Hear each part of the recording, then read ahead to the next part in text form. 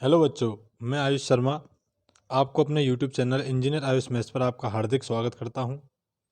बच्चों की ज़्यादातर क्वेरीज ये रहती हैं कि सर हम बोर्ड में पूरा पेपर करके आते हैं फिर भी हमारे मार्क्स कंप्लीट क्यों नहीं आते।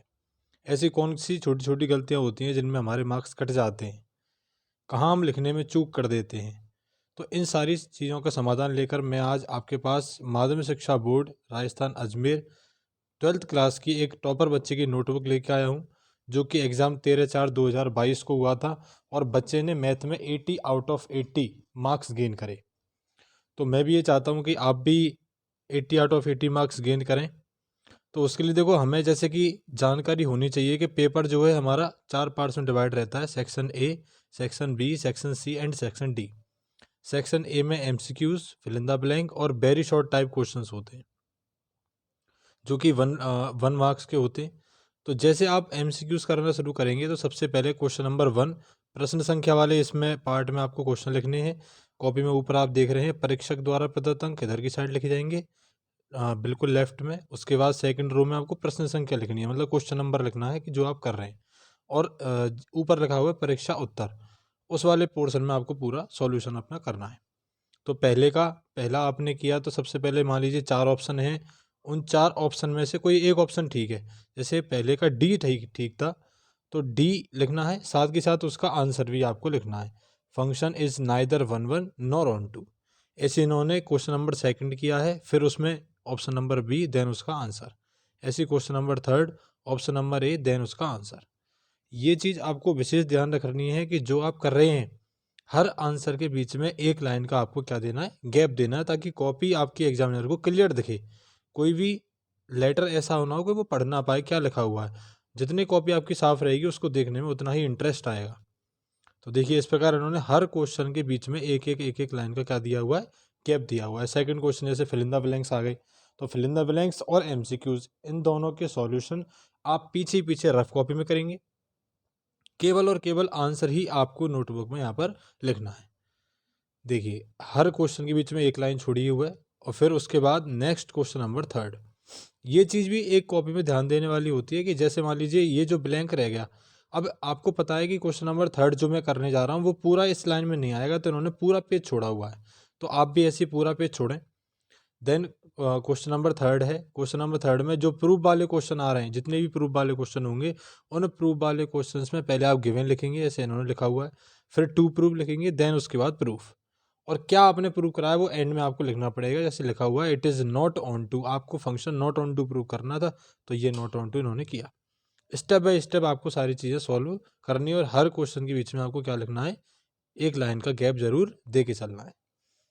देखिए, ये इंटीग्रेशन हो गया, डिफरेंशियल इक्वेशन की हर एक स्टेप हो गई, एंड में लिखा हुआ है required general solution is, then ऐसे ही करके इन्होंने पूरा पेपर सॉल्व किया हुआ है।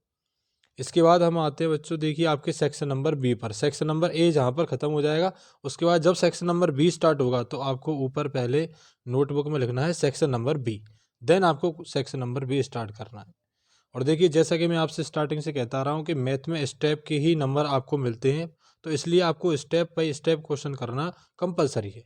जैसा कि आप क्वेश्चन नंबर 4 में दे सकते हैं, इन्होंने गिवन लिखा, टू प्रूफ लिखा, प्रूफ लिखा, इनके आपको आधे आधे नंबर दिए हुए हैं एग्जामिनर के द्वारा।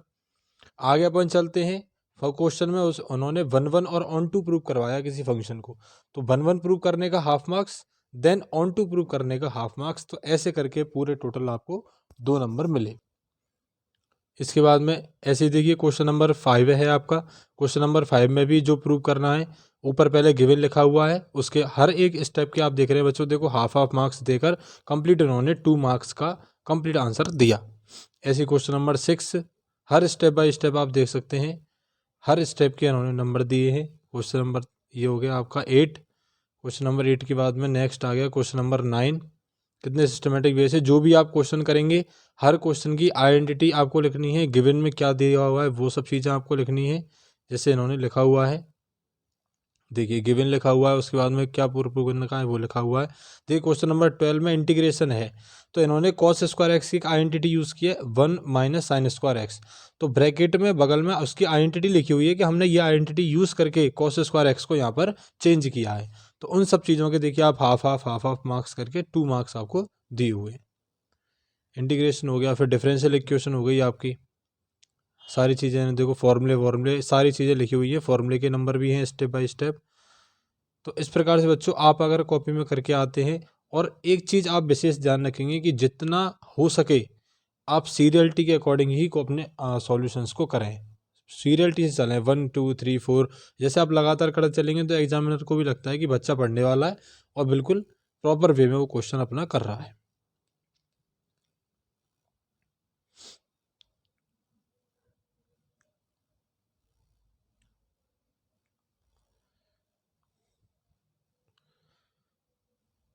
देखिए, तो आप इस तरह से अपनी पूरी कॉपी क्या करेंगे, लिख के आएंगे बच्चों।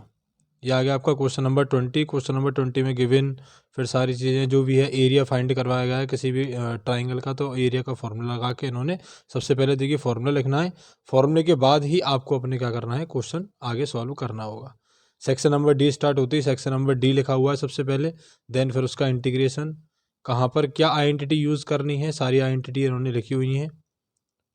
तो ऐसे करके बच्चों आपने ये पूरा क्वेश्चन सॉल्व करना है।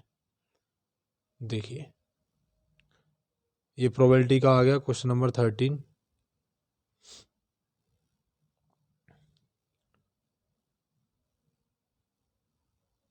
क्वेश्चन नंबर 13 ये प्रोबेबिलिटी का क्वेश्चन हो गया।